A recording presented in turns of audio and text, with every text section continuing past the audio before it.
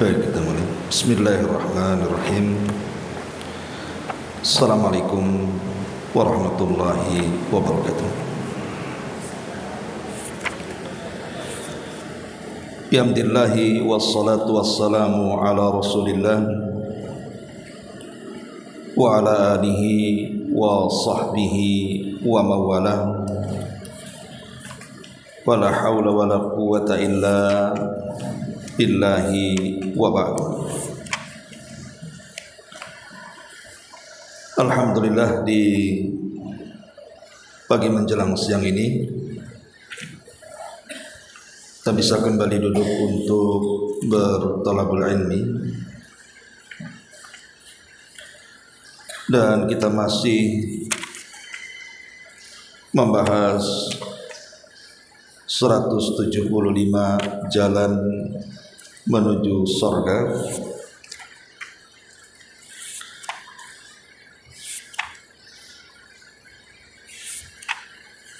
Halaman berapa ini?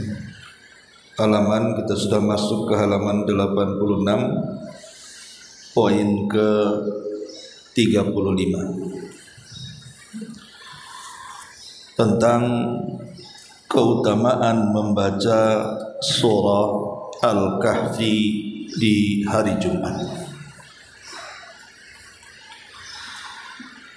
Ma'asyiral muslimat yang dimuliakan Allah Subhanahu wa taala, di sini pengarang menyebutkan satu hadis Nabi sallallahu alaihi wasallam yang dikeluarkan oleh Imam An-Nasa'i dan disahihkan oleh Syekh Albani. Nabi sallallahu alaihi wasallam bersabda, "Man qara'a suratal kahfi fi yaumil jum'ati adha'a lahu minan nuri ma bainal jum'ataini." Barang siapa yang membaca surah Al-Kahfi pada hari Jumat, niscaya Allah Subhanahu wa taala akan memberikan cahaya baginya antara dua Jumat. Dalam riwayat, adha'a lahu minan nur fi ma bainahu wa bainal baitil atiq. Dalam riwayat, ia akan diterangi dengan cahaya antara ia dan juga Ka'bah. Baik, masyarul muslimat yang dimuliakan Allah Subhanahu wa taala, apa makna cahaya di dalam hadis ini? Bahwa orang yang membaca surah Al-Kahfi itu akan diterangi dengan cahaya antara dua Jumat atau antara dia dengan Ka'bah. Ada beberapa pendapat para ulama. Pertama, yang dimaksud akan diterangi dengan cahaya artinya pahala membaca surah Al-Kahfi itu akan mengalir terus menerus selama dua Jumat. Dan itu sebagaimana yang dinyatakan oleh Al-Imam Asy-Syaukani rahimahullahu ta'ala. Kata beliau, maksud daripada adha'a Allahu lahu min nuri ma bainal jum'ataini,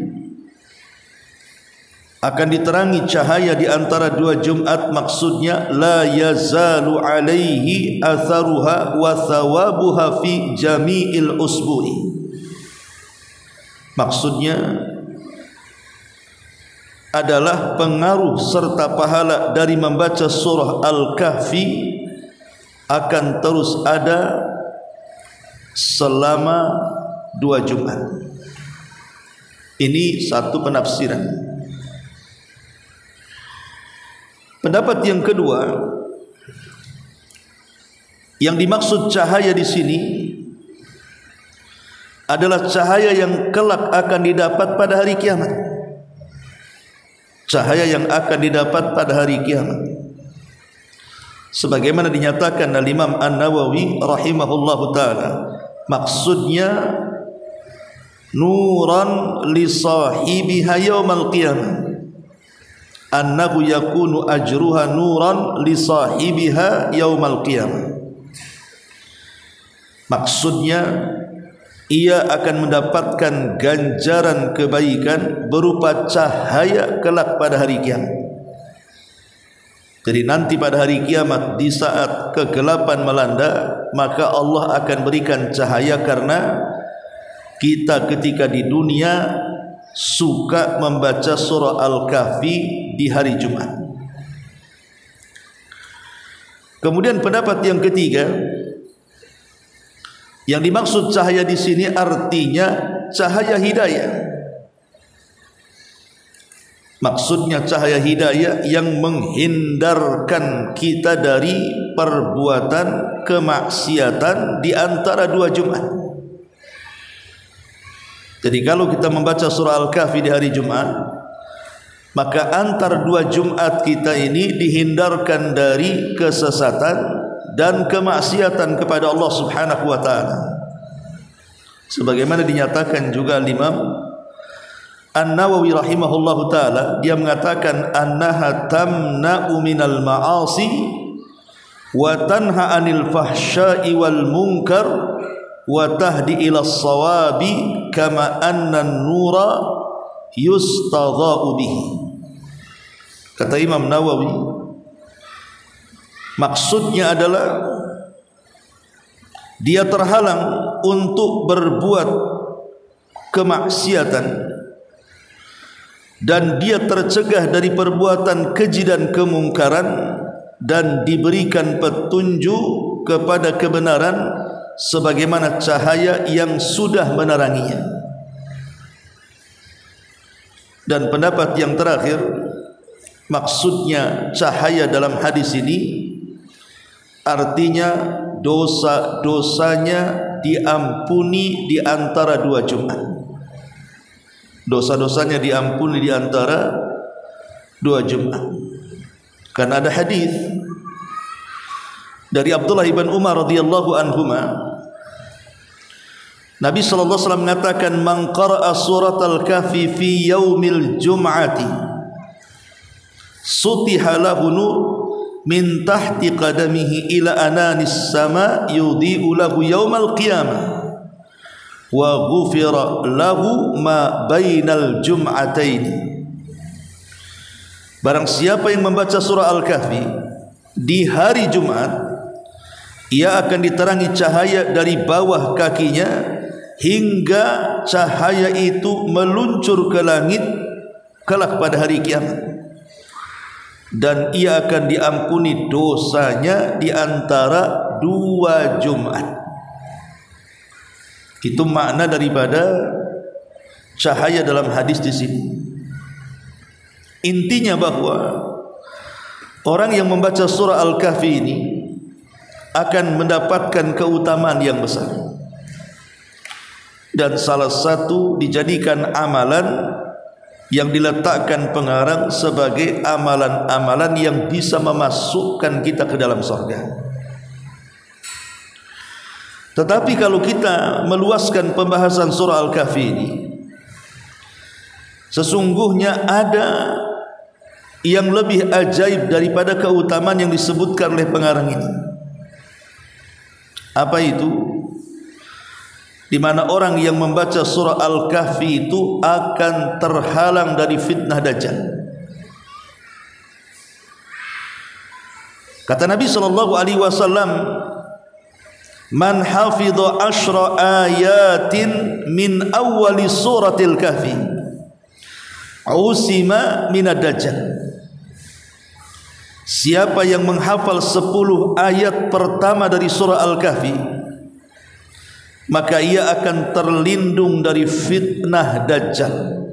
Hadis ini dikeluarkan Imam Muslim, nomor hadis 809. Ma'asyiral muslimat yang dimuliakan Allah Azza wa Jalla. Dan dalam riwayat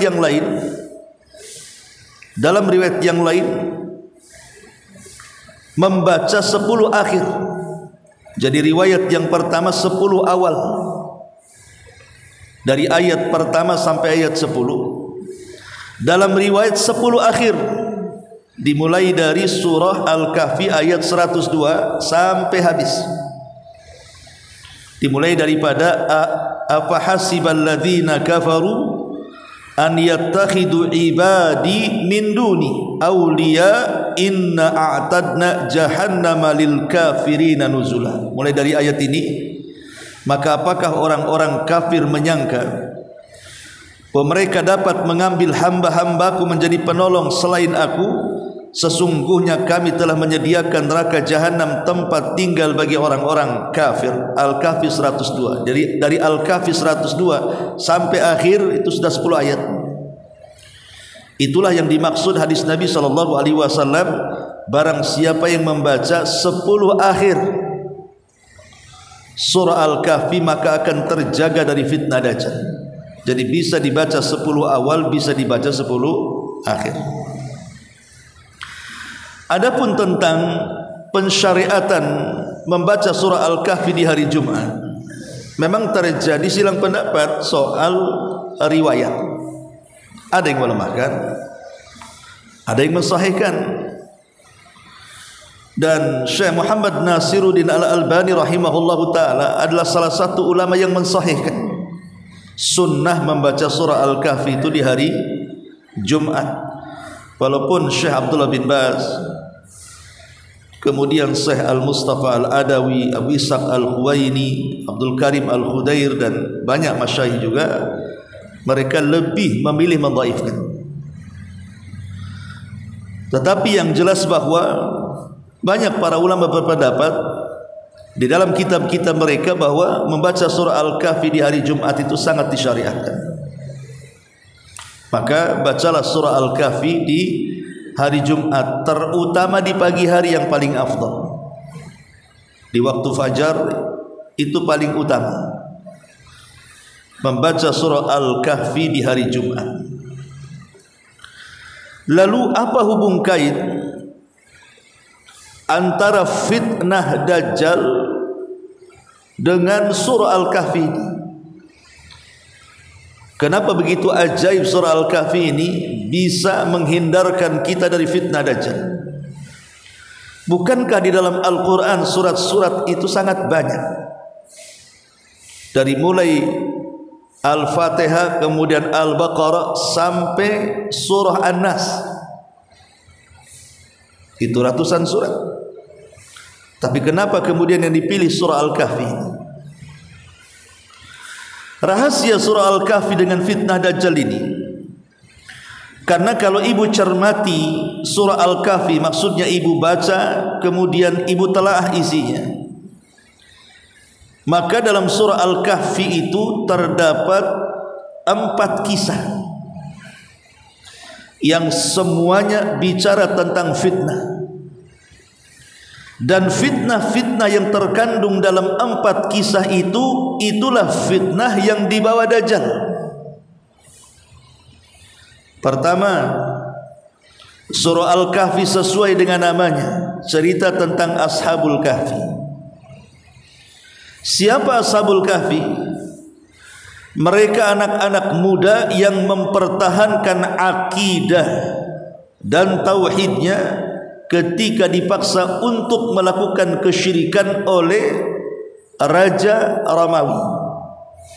Mereka pun kemudian tanpa ada koordinasi satu dengan yang lainnya, entah dari mana asalnya, tapi mereka anak-anak para pejabat kemudian berkumpul dan bersembunyi di gua untuk terhindar dari fitnah agama. Kemudian yang kedua, di dalam surah Al-Kahfi itu ada cerita yang disebut dengan Sahibul Jannatain, pemilik 2 kebun. Di mana pemilik 2 kebun itu salah satunya kufur nikmat, karena rakus dan serakah kepada dunia, tertipu dengan dunia, akhirnya terfitnah dengan harta. Kemudian yang ketiga, dalam surah Al-Kahfi itu ada kisah Nabi Musa dan Khidir. di mana dalam kisah ini Nabi Musa terfitnah dengan ilmu. Ketika dia sedang berkhutbah, tiba-tiba salah satu dari Bani Israel bertanya kepada Musa, adakah orang alim selain dirimu? Nabi Musa mengatakan tidak ada. Sebenarnya jawabannya benar. Memang tidak ada orang alim di zaman itu kecuali Nabi Musa. Tapi harusnya Nabi Musa lebih tawadhu dengan mengatakan insya Allah tidak ada. Dia lupa mengucapkan kalimat itu. Makanya Allah kemudian memberikan teguran dan hukuman agar Musa belajar dengan Khadir. Fitnah ilmu. Kemudian yang keempat, di dalam surah Al-Kahfi itu ada kisah yang disebut dengan kisah Dzulqarnain, raja pemilik dua tanduk. Seorang raja yang sangat adil, yang masuk Islam di tangan Nabi Allah Ibrahim. Bahkan dia pernah haji bersama Ibrahim. Kemudian dia keliling dunia. Menurut riwayat Ibnu Abbas selama 500 tahun tidak pernah duduk di singgasananya. Dia hanya menyerukan dakwah tauhid ke arah ujung timur, barat dan utara, barat dan timur, dan juga ke arah utara. Mendakwahkan dakwah tauhid sebagaimana disebutkan dalam surah Al-Kahfi, ketiga arah.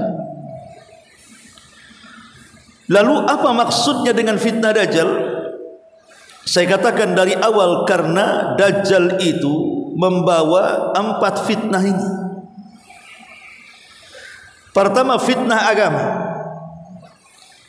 Al-Imam Ibnu Utsaimin rahimahullahu ta'ala mengatakan, pada awal kemunculan Dajjal itu, Dajjal tidak langsung mengaku dirinya Tuhan, tapi Dajjal mengaku dirinya Nabi. Kemudian setelah dia mengaku dirinya Nabi, tiba-tiba entah kenapa, memang sudah Allah subhanahu wa ta'ala skenariokan seperti itu. Memang di akhir zaman akan muncul Dajjal. Tiba-tiba Dajjal mengaku Tuhan, dan saat mengaku Tuhan itulah terjadi perubahan fisik, di mana Nabi SAW menyebutkan perubahan fisiknya. Dajjal itu bengkok kakinya, tidak lurus, bahasa kasarnya egang gitu. Kemudian Dajjal itu tiba-tiba buta sebelah kanannya buta. Kemudian mata yang buta itu menonjol seperti buah anggur yang keluar. Kemudian juga di dahinya tertulis kalimat kafara, kafir, dan tidak bisa dihapus. Dan bisa dibaca oleh orang yang bisa membaca atau yang tidak bisa membaca, orang yang menulis atau orang yang tidak bisa menulis. Kemudian rambutnya keriting, kribo, jelek. Kemudian dia besar, tetapi dia pendek. Dahinya lebar, dadanya bidang, dan dia tidak punya anak alias mandul. Coba kalau lihat penampilan Dajjal, ganteng atau tidak? Mana ada ganteng-gantengnya? Kakinya bengkok, matanya picak, kemudian keluar lagi kayak anggur. Kemudian di dahinya ada tulisan kafir. Kulitnya kemerah-merahan, rambutnya kriwel, gemuk, pendek. Mana ada gantengnya Dajjal itu? Dikasih 100 Dajjal pun tak mau ibu. Tapi masalahnya bukan di situ. Dajjal itu kalau cerita ganteng ada gantengnya. Masalahnya Dajjal itu berbeda dengan manusia biasa, karena diberikan oleh Allah subhanahu wa ta'ala hak rububiyah. Diizinkan untuk memakai hak rububiyah Allah subhanahu wa ta'ala. Kata Dajjal hujan, hujan. Kata Dajjal kering, kering. Kata Dajjal keluar wahai pembedaraan di perut bumi, keluar emas, perak, jamrud, macam-macam. Kata Dajjal tumbuh, tumbuh. Kata Dajjal datangkan makanan, datang roti 1 gunung. Mana ada manusia sesakti Dajjal? Fir'aun ngaku Tuhan, ya ngaku Tuhan. Namrud ngaku Tuhan, ngaku Tuhan. Bukhtun Nasr ngaku Tuhan. Dzunnuwas ngaku Tuhan. 4 raja dunia ini semua ngaku Tuhan. Tetapi baik Fir'aun, baik Namrud, baik Bukhtun Nasr, baik si Dzunnuwas itu, mereka ngaku Tuhan tidak punya kesaktian sedikit pun. Mereka hanya ingin dipertuhankan karena memiliki kekuasaan dan pasukan. Kalau kau tidak mengatakan aku Tuhan, ku bunuh. Itu masalahnya. Tapi Dajjal berbeda. Dajjal itu diberikan kesaktian jauh lebih sakti dibandingkan seluruh tukang sihir satu dunia. Bahkan dia raja sihirnya. Tidak ada yang sesakti Dajjal. Diberikan rububiyah Allah, diizinkan oleh Allah memakai rububiyahnya. Itulah fitnah yang sebenarnya. Makanya kemudian banyak yang terfitnah akhirnya menjadi hamba-hamba Dajjal. Maaf, terutama ibu-ibu. Terutama ibu-ibu paling banyak mengikuti Dajjal. Kenapa coba? Ibu-ibu lebih banyak mengikuti Dajjal dibandingkan bapak-bapak. Karena kesenangannya yang berbeda. Kesenangan yang berbeda. Ibu punya kesenangan sendiri, bapak punya kesenangan sendiri. Terbukti di grup-grup WA. Kalau grup bapak-bapak kemudian rame, pasti cerita poligami. Tapi kalau ibu di grupnya paling keluar gambar tas, gambar baju, gambar gelang, ya kan Bu, gambar perhiasan. Kesenangannya berbeda. Lah, keinginan ibu-ibu soal dunia ini semua akan diberikan oleh Dajjal. Ibu mau apa Dajjal kasih? Tapi ibu kalau minta suami nggak akan dikasih. Itu masalahnya. Dajjal saya minta tas branded, kasih kan gitu. Dajjal saya minta baju terbaru, model terbaru, kasih. Emas, perak, semua dikasih. Itulah yang menjadikan kenapa ibu-ibu di zaman akhir zaman nanti menjadi lebih banyak menjadi para pengikut Dajjal. Saking khawatirnya bapak-bapak itu di zaman itu, sampai pulang mereka ke rumah-rumah, kemudian memborgol istrinya, anak wanitanya, bibinya, saudarinya, supaya jangan sampai dipertemukan dengan Dajjal. Sebab kalau sampai dipertemukan dengan Dajjal tidak akan selamat, pasti dan dipastikan menjadi pengikutnya. Tidak akan lolos. Dari mana kita tahu tidak akan lolos? Nabi yang mengatakan. Kata Nabi SAW, "Iyakhruj Dajjal wa ana hayyun fa ana hajijuduna." Kalau seandainya Dajjal itu muncul dan aku masih hidup, kata Rasul, aku yang akan membunuhnya. Masalahnya kata Rasul, wa iyakhruj walastu fikum fa kullu nafsin hajijuduna. Tetapi kalau seandainya Dajjal muncul, aku sudah tidak ada, aku sudah meninggal, maka kalian akan menghadapi Dajjal sesuai dengan kemampuan-kemampuan kalian, dan kalian tidak akan mampu. Dari sini kata para ulama bahwa menghadapi Dajjal itu ada 2 perkara. Pertama iman, dan yang kedua ilmu. Yang bisa menghadapi Dajjal itu adalah iman dan ilmu. Makanya Nabi SAW mengatakan, kalau Dajjal muncul di zamanku dan aku masih hidup, aku yang akan membunuhnya. Tidak ada manusia yang paling kuat imannya melebihi Nabi, dan tidak ada manusia yang paling kuat ilmunya melebihi Nabi. Masalahnya adalah orang-orang awam, entah karena kejahilannya, apabila cerita di akhir zaman kadang-kadang komennya aneh-aneh. Para netizen ini, kalau bisa cepatlah Dajjal itu keluar tahun 2025. Ngapain? Ya. Disuruh cepat keluar tahun 2025. Kalau kemarin tahun 2024 tak muncul juga. Terus kalau seandainya Dajjal muncul, emang siapa Anda? Di zaman Nabi SAW menceritakan nanti di akhir zaman ada orang yang sok bisa menghadapi Dajjal.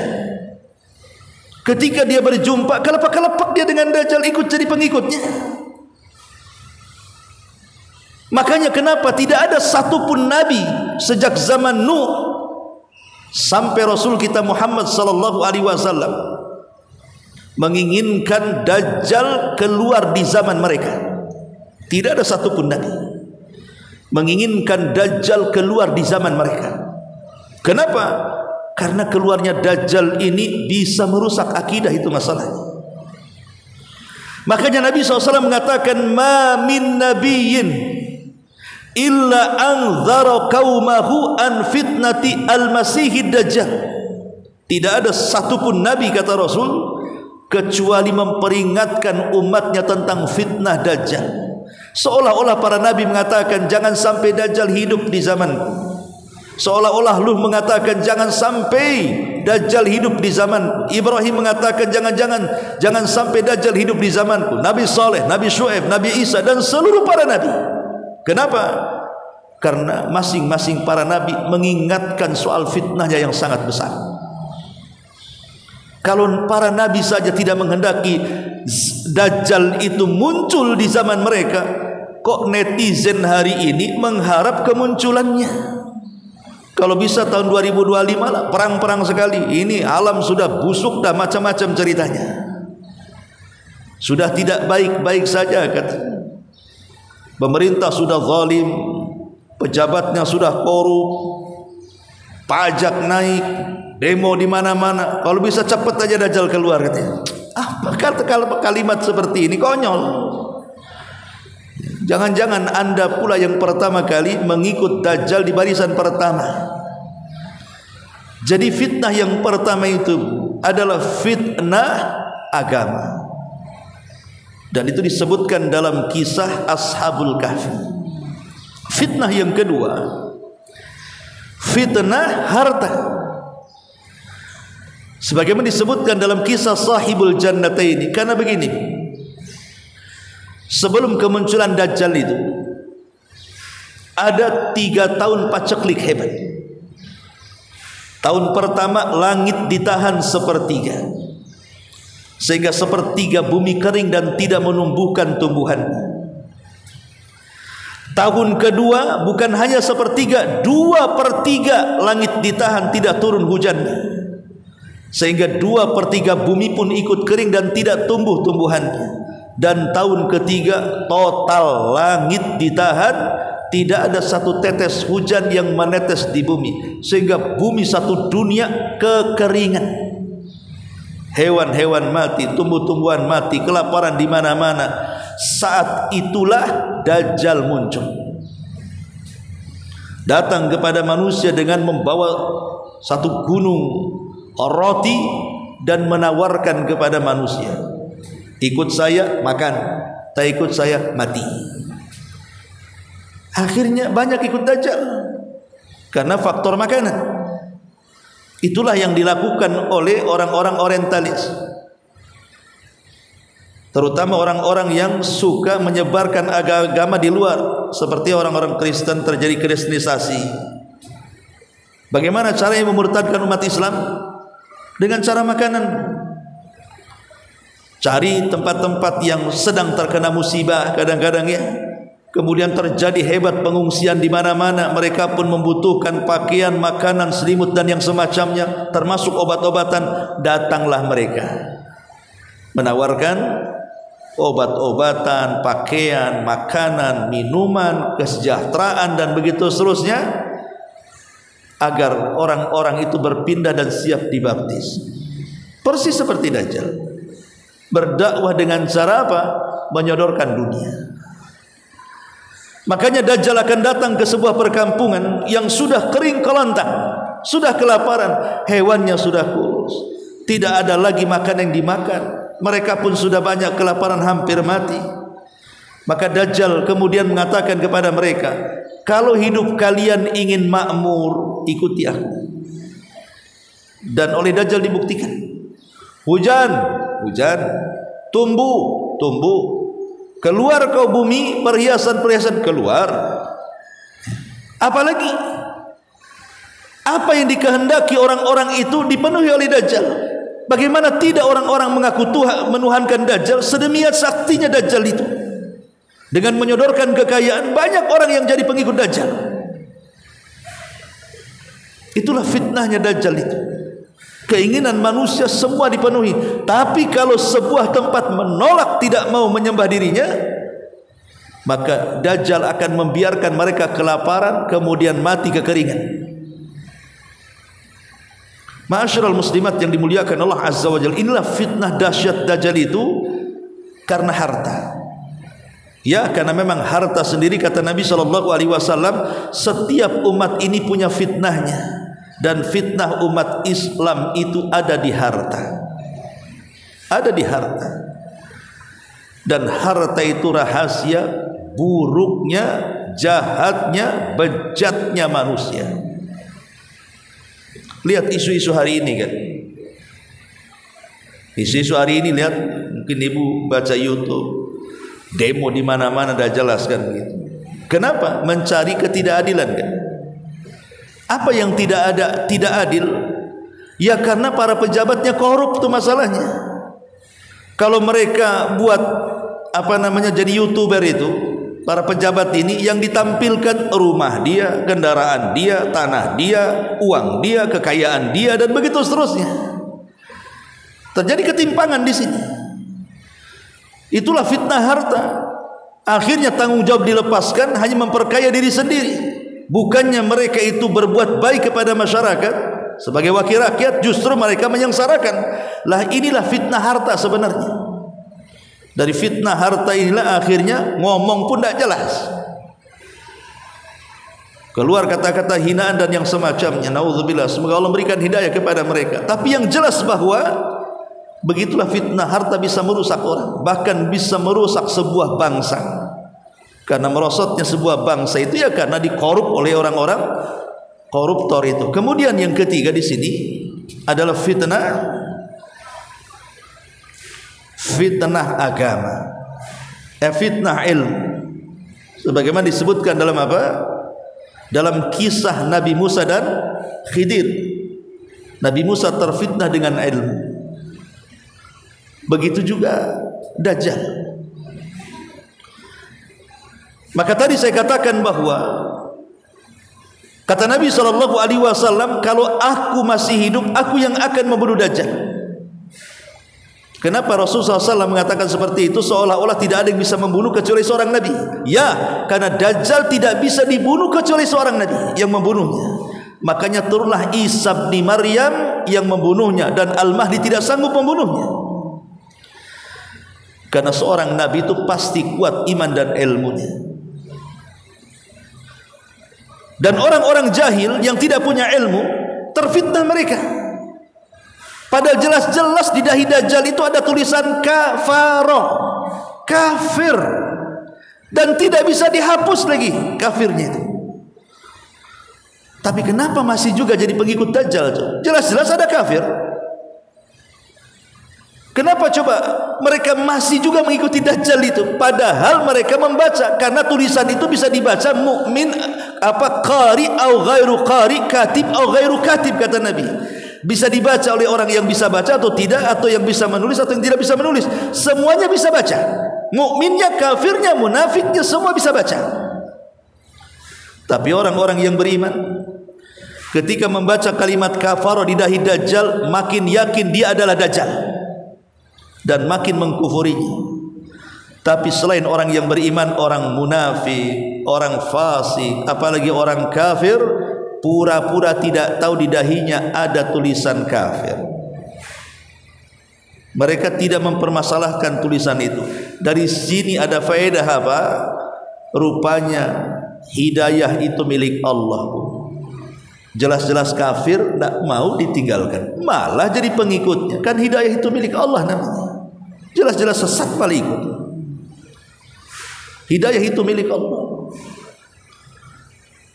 Padahal mereka tahu bahwa Dajjal itu sampai mati bentuknya seperti itu. Padahal Dajjal itu kan sakti, Bu. Hujan-hujan, tumbuh-tumbuh, kaya kan gitu. Tapi kenapa dia tidak bisa menghapus kalimat kafir di dahinya? Kenapa dia tidak menyembuhkan egangnya, kakinya diluruskan? Kenapa dia mesti regang? Jalannya egang begitu. Kenapa tidak diluruskan, disembuhkan? Bukankah dia sakti? Kenapa matanya tidak bisa disembuhkan? Bukankah Dajjal sakti, diberikan rububiyah Allah Subhanahu wa taala? Kenapa kemudian rambut keritingnya tidak disembuhkan, diluruskan biar tampan? Kemudian juga pendek, gemuk, agak maco lah sikit kan gitu ya. Kenapa Dajjal tidak bisa merubah penampilannya menjadi orang ganteng? Padahal dia diberikan hak rububiyah oleh Allah Subhanahu wa taala. Ini kan pertanyaan masalahnya. Kenapa dia bisa menurunkan hujan tapi tak bisa menumbuhkan matanya? Kenapa dia bisa menumbuhkan tanam-tanaman di tanah tapi tidak bisa menghapus kalimat kafir di dahinya? Kenapa dia bisa menghidupkan orang mati dan memerintahkan setan untuk supaya menjadi orang itu, sementara dia tidak bisa menyembuhkan kakinya, merubah dirinya menjadi ganteng? Coba, apa hikmahnya? Kenapa Allah sengaja tidak bisa merubahnya? Supaya manusia tahu bahwa yang sempurna itu hanyalah Allah Subhanahu wa taala. Itu jawabannya. Supaya manusia tahu bahwa yang sempurna itu hanya Allah. Sehebat apapun makhluk, hatta dia seorang nabi dan rasul sekalipun, tidak sempurna. Apalagi Dajjal. Tidak ada manusia terbaik di kolong langit, Bu, melebihi Nabi. Nabi itu manusia terbaik di kolong langit. Sayyidul awwalina wal akhirin, sayyidul anbiya'i wal mursalin. Pemimpin para nabi dan pemimpin manusia. Manusia terbaik itu Nabi sallallahu alaihi wasallam. Tapi ketika perang Uhud, apa yang terjadi? Gigi gerhamnya retak. Kemudian helmnya hampir belah karena terkena pedang. Serpihannya nancap dalam di pipinya yang mencabutnya rompong giginya, karena dicabut pakai gigi oleh seorang sahabat sampai rompong giginya. Abu Bakar mencabutnya tidak bisa. Akhirnya sahabat yang lain bisa, tapi putus giginya gara-gara mencabut besi yang menancap di pipi Nabi yang dalam itu. Kemudian kepalanya terluka, berdarah. Coba, kenapa Rasul terluka dan berdarah? Giginya retak, terkena serpihan baju zirah dan begitu seterusnya. Untuk membuktikan bahwa semulia-mulianya manusia saja ada kekurangannya. Karena Rasul bukan Tuhan, dia manusia, ada kekurangan. Yang sempurna itu tetap Allah. Apalagi si Dajjal. Itu masalahnya. Makanya dari sini kata para ulama, kalau ibu ingin mengetahui kesempurnaan Allah Subhanahu wa taala, lihat kekurangan makhluk. Kalau ingin menilai tentang kesempurnaan Allah supaya kita lebih bisa mengagungkan, memuliakan, lihatlah kekurangan makhluknya. Semulia-mulia makhluk saja masih punya kekurangan, apalagi Dajjal. Itu masalahnya. Baik ya. Ma'asyiral muslimin muslimat yang dimuliakan Allah Subhanahu wa taala. Jadi fitnah yang kedua, fitnah yang ketiga adalah fitnah ilmu. Karena nanti banyak orang jahil karena tidak punya ilmu jadi pengikut Dajjal. Kemudian yang terakhir, kisah Dzulqarnain. Kisah apa? Kekuasaan. Dzulqarnain keliling dunia 500 tahun lamanya. Lah Dajjal jauh lebih hebat dibandingkan Dzulqarnain. Dia tidak butuh 500 tahun. Dia hanya butuh 40 hari saja. Karena Dajjal itu punya kendaraan semacam keledai. Keledai yang sangat panjang dan besar. Dan keledai ini mampu keliling dunia seperti hujan yang dihempas angin. Bisa kemana saja. Lihatlah kalau hujan angin, kan kemana-mana jadinya kan, ke bawah angin itu. Secepat itulah keledainya Dajjal. Tapi ada seseorang yang berupaya menghayal bahwa kendaraan Dajjal itu semacam pesawat UFO. dan sudah ditemukan. Kemana-mana anda ini berpikir. Kayak orang barat ketika menghayalkan UFO, mereka ketemu aja belum pernah. Akhirnya menghayal, oh UFO ini kayak manusia, kepalanya ada internet, ada apa? Ada semacam antennya, telinganya besar, kepalanya besar, badannya kecil. Gimana? Ketemu aja enggak, menghayal namanya. Ini perkara gaib, tidak bisa diagak-agakkan. Agak-agaknya enggak bisa perkara gaib itu. Perkara gaib itu harus ditetapkan berdasarkan nas yang sahih, baik dari Al-Quran atau hadis Nabi sallallahu alaihi wasallam. Tidak bisa main tebak-tebakan, tidak bisa main cocok logi, itu tidak bisa. Perkara gaib masalahnya. Perkara gaib itu kita tetapkan apa yang Allah firmankan, dan kita tetapkan apa yang sabda Nabi sallallahu alaihi wasallam sabdakan. Lah selama 40 hari Dajjal ini mengelilingi dunia, dan tidak ada sejengkal tanah di bumi ini kecuali diinjak Dajjal, kecuali hanya 4 tempat saja yang tidak mungkin dimasuki Dajjal. 1, kota Mekah dan Masjidil Haram. Yang kedua, kota Madinah dan Masjid Nabawi. 3, Masjidil Aqsa. Dan yang keempat, Masjid Tur, tempat bersembunyi pasukan Al-Mahdil Muntadhar saat terjadi pengepungan Dajjal. Hanya 4 tempat ini saja. Masjidil Haram, Mekah, Masjid Nabawi, Madinah, Masjidil Aqsa yang ada di Palestina sana, kemudian Masjid Tur. Selain 4 tempat ini, semua akan dimasuki Dajjal, termasuk ke Puskopkar. Ustaz, termasuk ke Puskopkar akan datang ke sini Dajjal.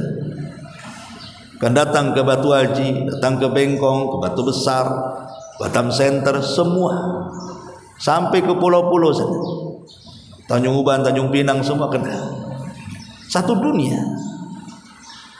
Karena dalam jangka 40 hari itu, yang 1 harinya lamanya sama dengan setahun, kemudian hari kedua lamanya sama sebulan, hari ketiga lamanya sama sepekan, dan hari keempat, kelima, keenam sampai ke 40 hari normal seperti hari-hari yang kita lalui. Apa sih maksudnya? Maksudnya untuk menunjukkan bahwa tidak ada satupun tempat, baik di kutub atau di luar kutub, Dajjal pasti akan menginjak di situ. Karena yang 1 hari bagikan setahun, 1 harinya bagikan sebulan, 1 harinya bagikan sepekan, ini maksudnya dunia kutub sana. Karena kan di kutub ini kan ada yang siangnya lama banget, ada yang malamnya lama banget. Kan di kutub kan begitu tuh. Kadang seminggu siang terus di kutub itu. Artinya Dajjal itu akan sampai ke situ. Atau ada juga yang mentafsirkan maksudnya hari pertama ini panjang 1 tahun sehingga Dajjal bisa kemana-mana. Hari keduanya makin pendek sama sebulan sehingga dia bisa menjangkau daerah-daerah terpencil. Dan hari ketiga yang sama sepekan juga sama. Kemudian baru membuat fitnah di hari-hari normalnya. Ma'asyiral muslimat yang dimuliakan Allah Subhanahu wa taala. Lah Dajjal akhirnya keliling dunia membawa apa? Membawa pasukan. Dari mana Dajjal itu muncul sebenarnya? Dan di mana Dajjal mati? Dajjal muncul pertama kali di satu tempat namanya Khurasan. Di mana Khurasan? Di kota Asfahan. Di mana kota Asfahan? Di Iran. Di mana Iran? Antara Irak dan Syam. Disitulah Dajjal muncul. Di kota yang mayoritas penduduknya hari ini orang-orang Syiah Rafidhah. Disitulah Dajjal akan keluar. Dan sudah ditunggu oleh 70.000 orang-orang Yahudi Asfahan, lengkap dengan atribut di kepalanya, atribut keyahudiannya. Kan orang Yahudi kan punya kepala, punya atribut sendiri, kopiah sendiri, beda dengan kita umat Islam. Lengkap dengan itu. 70.000 Yahudi sudah menunggu Dajjal. Lalu kenapa Dajjal bisa muncul di Asfahan dan langsung menemui orang Yahudi? Karena Hafsah radhiyallahu anha satu hari pernah marah kepada saudaranya Ibnu Umar. Kenapa marah? Karena Ibnu Umar itu satu di antara sekian para sahabat yang bersumpah bahwa Ibnu Sayyad adalah Dajjal. Dan Ibnu Sayyad adalah anak kecil di zaman Nabi yang oleh Nabi diintip-intip setiap hari apakah dia Dajjal ataupun bukan. Tapi sampai Rasulullah SAW meninggal tidak bisa dipastikan apakah dia Dajjal atau tidak. Tapi sebagian para sahabat ada yang yakin dia Dajjal, salah satunya Ibnu Umar. Setelah Ibnu Sayyad dewasa, entah kenapa matanya picak sebelah. Makin yakin Ibnu Umar bahwa dia Dajjal. Terjadilah cekcok antara Ibnu Umar dengan Ibnu Sayyad ini, karena dia seorang Yahudi. Marah Ibnu Umar, ditamparlah Ibnu Sayyad ini. Setelah ditampar Ibnu Sayyad marah, Ibnu Umar ketakutan, lari sembunyi di rumah Hafsah. Kemudian diceritakan kepada Hafsah istri Nabi, karena saudaranya. Hafsah mendengar, karena Hafsah juga salah satu yang ikut mengatakan Ibnu Sayyad Dajjal. Marah sama Ibnu Umar, kenapa kau tonjok dia? Tidakkah kau mendengar Nabi SAW bersabda, la yakhrujud Dajjal illa ala ghadbatin yaghdibuha. Tidak mungkin Dajjal itu keluar kecuali karena ada kemarahan yang menyulutnya. Kenapa kau sulut kemarahannya, katanya.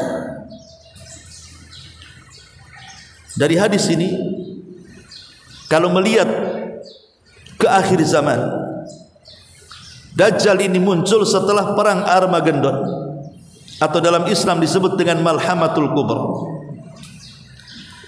Ketika umat Islam terjadi perdamaian dengan orang-orang Nasrani di akhir zaman, kemudian saling menyokong karena memerangi negara-negara yang berbeda agama. Jadi Islam dengan Nasrani nanti akan gabung di akhir zaman, memerangi musuh-musuh di luar daripada Islam dan Nasrani, dan menang. Kemenangan ini diklaim bahwa ini kemenangan orang-orang Nasrani, karena alasannya jumlah mereka lebih banyak dibandingkan jumlah umat Islam di akhir zaman, sehingga mereka berteriak-teriak, ghalabas salib, ghalabas salib. Salib yang menang, salib yang menang. Umat Islam marah. Yang ngomong seperti ini dibunuh. Kemudian berteriak, balillah ghalab, Allah yang memenangkan peperangan ini, bukan kalian. Setelah terjadi pembunuhan ini, orang-orang Nasrani berkhianat dari perjanjian, akhirnya saling serang menyerang. Terjadilah peperangan maha dahsyat sepanjang sejarah. Dari awal peperangan lebih dahsyat dari perang dunia pertama, dunia kedua, atau mungkin boleh jadi ini perang dunia ketiga. Kan disebut Malhamatul Kubra. Malhamah itu diambil dari kata lahmun, artinya daging. Kubra itu maha besar. Lalu apa hubungannya daging dengan besar? Karena ada sebagian ulama yang berpendapat bahwa peperangan ini akan kembali seperti peperangan di zaman Nabi. Kembali ke panah, kembali ke tombak, kembali ke pedang, kembali ke tameng, kembali ke kuda, ke unta, ke baju zirah, dan begitu seterusnya. Sehingga perang ini akan berhadap-hadapan, saking dahsyatnya saling bacok-bacokan, akhirnya daging itu sampai aur-auran sampai ke atas, ngapung semuanya gitu. Maka disebut malhamah. Daging orang itu muncrat kemana-mana karena kena sabetan, maka disebut perangnya malhamah. Adapun kubro karena perangnya maha dahsyat, yang orang-orang Yahudi menyebutnya Armageddon, tapi kita katakan Malhamatul Kubra berdasarkan hadis Nabi. Lah setelah kemudian terjadi peperangan ini, kaum muslimin menang. mengalahkan orang-orang Nasrani. Masalahnya, sewaktu Islam dengan Nasrani berperang dalam pertempuran maha dahsyat, Yahudi nyumpet. Orang-orang Yahudi sembunyi, tidak berani muncul. Mereka tidak berani mengibarkan bendera untuk ikut membantu Nasrani menyerang kaum muslimin. Malah ketakutan ngumpet mereka. Karena ketakutan itulah Dajjal marah. Kenapa pengikutnya tidak ikut perang? Kenapa malah ngumpet? Disitulah Rasul mengatakan, tidaklah Dajjal keluar kecuali karena disulut kemarahan. Dajjal marah. Kenapa orang Yahudi pengecut? Maka Dajjal menemui orang Yahudi di Asfahan, kemudian mengatakan, ku pimpin kalian. Sejak itulah Yahudi merasa besar karena punya pemimpin Dajjal. Adapun orang Nasrani dikalahkan kaum muslimin sampai ke jantung kota Eropa. Ketika sampai di jantung kota Eropa, semua kaum muslimin menang. Bahkan ada satu kota yang separuhnya di daratan, separuhnya di lautan, diruntuhkan hanya dengan kalimat takbir Allahu Akbar. Runtuh kota itu. Betul-betul kemenangan kaum muslimin yang gemilang. Tapi ketika mereka sedang istirahat karena kemenangan, harta ghanimah, rampasan perang di hadapan mereka, mereka sedang menggantungkan pedang-pedang mereka di pohon-pohon zaitun, tersebar berita kemunculan Dajjal di Syam dan hendak masuk ke rumah-rumah mereka. Maka Al-Mahdi mengirim 10 penunggang kuda. Kata Rasul, aku tahu sifat kudanya, aku tahu sifat penunggangnya, dan mereka saat itu sebaik-baik penunggang kuda. Diutus untuk mencari-cari kabar, betul enggak Dajjal itu datang ke rumah-rumah para tentara yang ditinggalkan. Tapi kabarnya khop. Rupanya Dajjal tidak masuk ke rumah-rumah para tentara yang ditinggalkan perang. Tapi memang saat itu Dajjal muncul dari arah Khurasan, dari kota Asfahan, dari kota Iran. Dan ini berdasarkan hadis Nabi SAW sekaligus membantah pendapat yang mengatakan Dajjal itu keluar dari segitiga Bermuda, seperti pendapat Isa Daud dalam dialog jinnya. Tidak, Dajjal tidak keluar dari segitiga Bermuda. Dajjal itu keluar dari arah timur kota Madinah, maksudnya dari Iran. Disitulah dia bawa pasukan. Mulai kemudian bangsa Turuk bergabung dengan Dajjal. Bangsa Turuk itu ya wajah-wajahnya kayak orang-orang kita lah, orang-orang Asia gitu ya. Itu banyak ikut, banyak pengikut Dajjal. Karena Dajjal itu tadi datang karena kan sebelumnya memang langit dan bumi itu tidak bersahabat. Karena 3 tahun pertama itu kan sebelum Dajjal muncul kan paceklik di mana-mana tuh, kelaparan di mana-mana. Sehingga Dajjal merayu manusia supaya jadi pengikutnya. Akhirnya separuh dunia jadi pengikutnya. Sampai Al-Mahdi dengan pasukannya tidak bisa menghadapinya. Terpaksalah sembunyi di Masjid Tur dengan sisa pasukan kaum muslimin. Bahkan karena terkepung Imam Mahdi itu, kepala kerbau lebih berharga dibandingkan segudang emas. Kenapa? Mereka kelaparan, dikepung, nggak bisa keluar. Sampai akhirnya Allah takdirkan Isa Al-Masih turun dari langit. Itulah yang merubah sejarah dan membalikan keadaan. Al-Mahdi punya kekuatan karena Isa turun untuk menolongnya. Memimpin perang dengan Al-Mahdi untuk membunuh Dajjal dan menghabisi orang-orang Yahudi.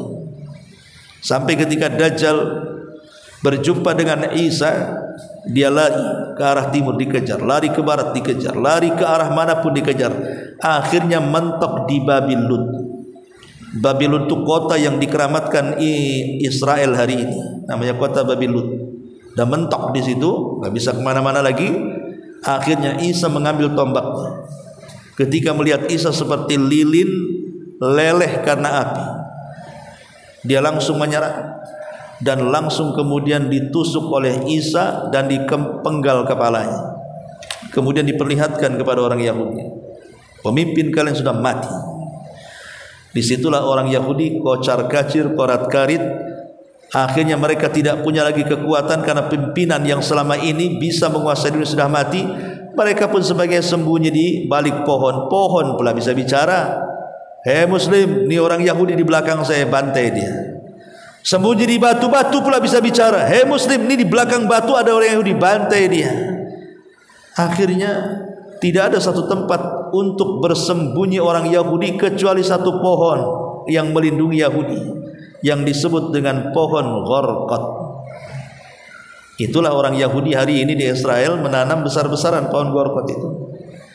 Pernah terjadi kebakaran karena dikirim layangan api, kemudian habis hutannya, ditanam lagi karena mereka yakin pohon Gharqad itu yang bisa melindungi mereka. Hadis ini bocor kepada orang Yahudi. Tetapi pohon Gharqad itu bukan pohon cemara, karena ada dulu desas-desus, kalau tidak salah di Jawa Timur, bahwa pohon cemara itu Gharqad harus ditebang semuanya katanya. Cemara bukan Gharqad, Gharqad, cemara, nggak ada hubungannya. Ya, alasannya karena orang-orang Kristen kalau sedang Natalan kan pakai pohon itu tuh. Ya. Nggak, cemara nggak ada kaitannya Gharqad dengan cemara. Masyarul muslimat yang dimuliakan Allah Subhanahu wa taala, intinya bahwa lihat bagaimana fitnah Dajjal ini tersimpan rahasianya dalam surah Al-Kahfi. Dalam surah Al-Kahfi.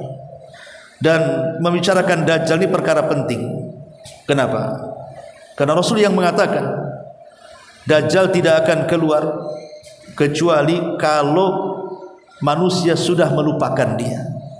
Dan para khatib, para duat sudah tidak membicarakan di mimbar-mimbarnya. Kalau kita sudah berhenti bicara Dajjal, manusia sudah lupa siapa Dajjal, bagaimana sifat-sifatnya, bagaimana fitnahnya, bagaimana cara menghadapinya. Kemudian khatib juga sudah berhenti bicara yang lain tidak pernah bicara Dajjal, disitulah Dajjal muncul.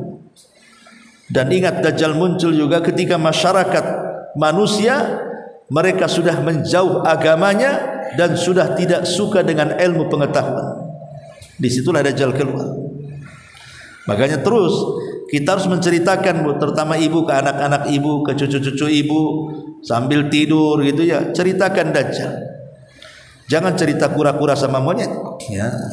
Cerita Dajjal, cerita Nabi, cerita sahabat kan gitu. Jadi cerita-cerita yang ada manfaatnya supaya memperlambat kemunculan Dajjal.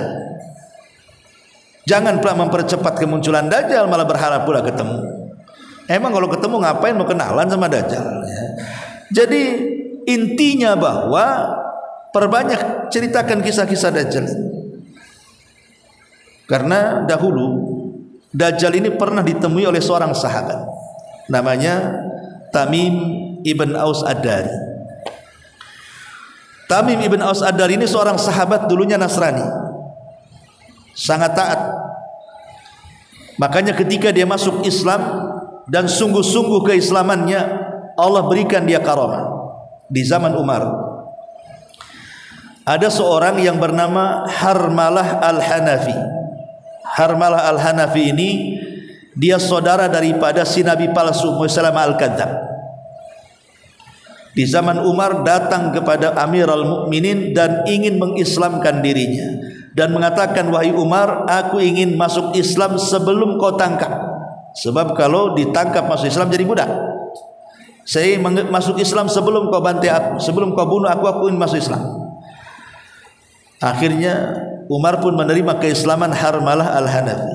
Tapi kata Umar mengatakan, kalau betul-betul kau ingin masuk Islam, belajarlah kepada seorang ulama yang tersisa yang ada di Syam.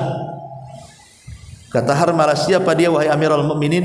Dia adalah Tamim ibn Aus Ad-Dari, seorang sahabat Nabi SAW yang sangat dermawan. Dia diberikan keluasan rizki tapi sangat dermawan. Tamim ibn Aus Ad-Dari ini seorang pedagang. Kalau dia masuk ke masjid, ya, selalu pulangnya bawa dua orang sebelah kanan dan kiri. Duduk di sini, tiba-tiba ada yang duduk di sini, maka dia akan tepuk bahunya, kemudian pegang tangannya, yuk makan di rumah. 5 waktu. Selalu membawa dua orang. Dermawan. Coba ibu kayak gitu.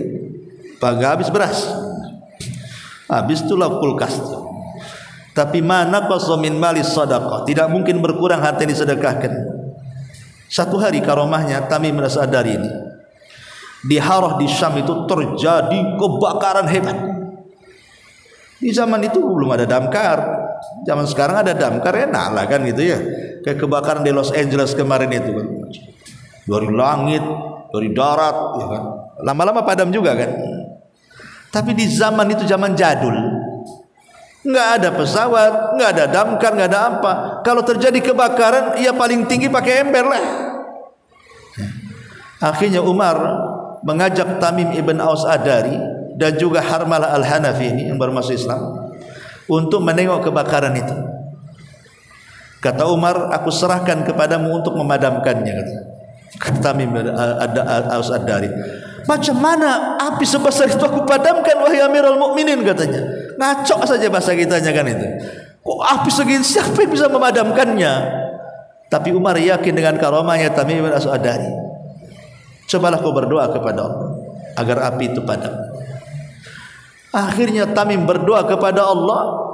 Setelah dia berdoa, dia kebaskan tangannya satu kali kebasan begini gitu ya. Masya Allah, langsung padam api itu. Saya kira ibu 2000 gini nggak akan padam api itu, ya, karena nggak punya karomah kan itu. Lah Tamim ibn Aus Adari ini satu-satunya sahabat yang ceritanya diambil oleh Nabi dan diceritakan kepada sahabat yang lainnya. Biasanya Nabi bercerita, sahabat yang dengar. Ini enggak sahabat yang bercerita, Nabi yang dengar, Nabi sampaikan pula ceritanya. Itu satunya-satunya sahabat yang bercerita, Nabi dengar dan disebarkan. Itulah kisahnya Tamim ibn Aus Adari. Dia bercerita kepada Nabi, saya ini dulunya seorang pelaut dan saya nahkodanya. Satu hari saya membuat 30 awak kapal. Tiba-tiba di tengah laut terhempaslah saya. Entah ke laut mana aku dihempaskan. Karena riwayatnya tidak jelas laut mana. Jangan kemudian ditebak-tebak, dicocok logikan, karena ada juga seseorang yang mengatakan bahwa pulau terhempasnya Tamim itu adalah pulau Sakotra yang ada di Yaman. Tidak ada riwayatnya Sakotra di situ. Sakotro apanya?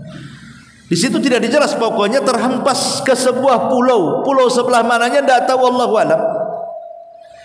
Ketika kemudian terhempas ke sebuah pulau karena ombak yang sangat dahsyat, Tamim dan 30 awaknya kemudian sambil menunggu ombak reda, dia turun. Ya, kan biasa itu kalau udah ombak besar kan kapal-kapal nyandar-nyandar di pulau-pulau kan. Kurang lebih lah kayak gitulah. Turun dia. Karena tidak ada makanan, tidak ada minuman, dia harus cari, masuk dia ke hutan. Saat di hutan itulah dikejutkan dengan binatang yang berbulu dari atas kepala sampai kaki, sehingga tidak bisa dikenali mana dubur mana kubul, saking lebatnya bulu itu. Jadi anehnya binatang berbulu ini bisa bicara dan mengatakan ana jassasa, saya jassas. Jassas itu diambil dari kata jasus, mata-mata. Rupanya dia mata-mata Dajjal. Kemudian ketika lebih ditanya lagi oleh Tamim dan juga awak kapalnya, siapa jassasa itu? Dia tidak jawab. Dia hanya mengatakan, kalian sudah ditunggu orang di dalam hutan. Di situ ada dair, tempat ibadah yang sudah kumuh, sudah rusak. Ya, di situ ada orang sudah menunggu kalian. Saking ketakutannya, Tamim dan 30 awak kapalnya ini masuk ke dalam hutan. Betul, rupanya ada dair, tempat ibadah yang sudah tidak dihuni, kotor, angker, sudah rusak gitu. Masuk ke dalam, disitulah dia melihat ada orang besar yang sedang dirantai. Sedang dirantai, orangnya besar, raksasa gitu ya, sedang dirantai. Kemudian orang yang dirantai ini bertanya, apa kalian dari Arab? Katanya. Kata Tamim, ya kami dari Arab. Saya ingin tanya, apakah telaga yang ada di Palestina itu, Buhaira, telaga Buhaira, maksudnya telaga yang ada di Palestina itu masih banyak airnya, maksudnya Tiberias, ya, telaga Tiberias masih banyak airnya. Kata Tamim, masih banyak airnya, bahkan dipakai untuk minum, untuk masak, untuk mandi dan begitu seterusnya. Sebentar lagi kering. Kemudian dia tanya, macam mana dengan kebun kurma Baisan, masih berbuah? Kata Tamim Ad-Dari dan para pengikutnya, oh itu lagi panen-panennya, tidak ada musimnya, itu kurma terbaik. Kata Dajjal, sebentar lagi kebun itu akan kering dan tidak ada satupun pohon kurma. Kemudian tanya lagi, bagaimana pendapat kalian tentang ainuz zughar, mata air zughar? Masih ada airnya? Ada, ntar lagi habis. Kemudian Dajjal mengatakan, apa kalian dengar bahwa ada seseorang yang mengaku Nabi keluar di tanah Arab? Kata Tamim, ya saya dengar. Kata Dajjal, sebaiknya kau ikuti dia. Dajjal nyuruh ikuti Nabi, coba yang kan?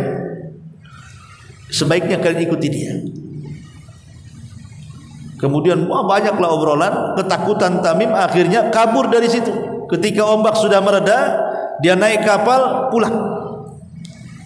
Setelah pulang itulah dia terngiang dengan ucapan orang yang di Borgol itu, agar mengikuti Nabi yang muncul di Arab itu.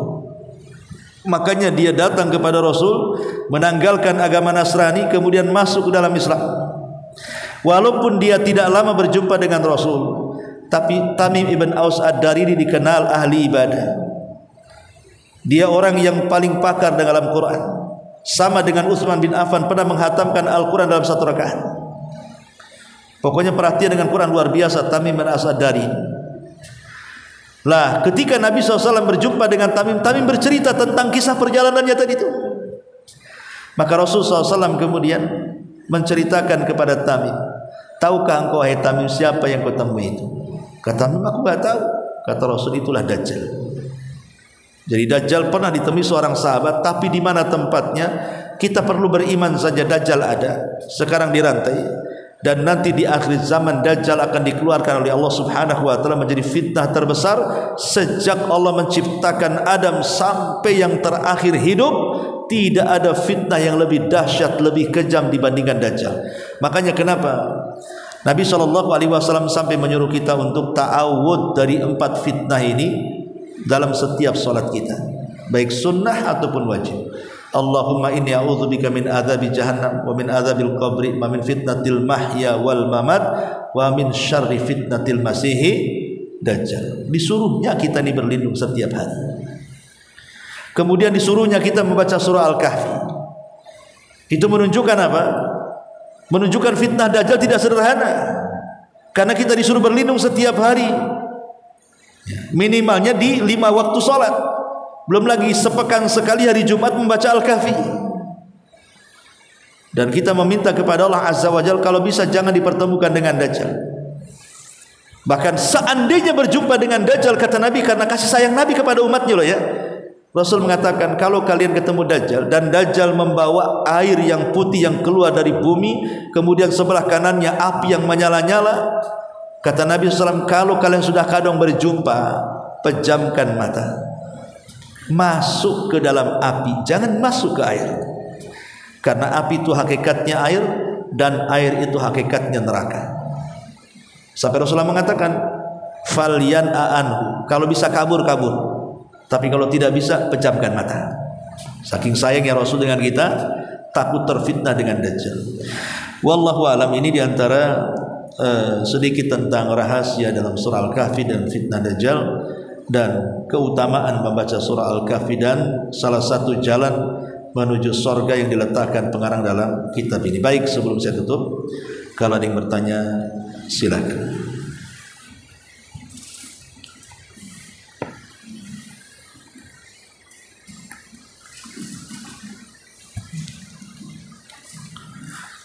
Baik, kalau tidak ada, kita tutup. Subhanallah bihamdika, asyhadu an la ilaha illa anta, astaghfiruka wa atubu ilaik. Allahu ta'ala alam. Assalamualaikum warahmatullahi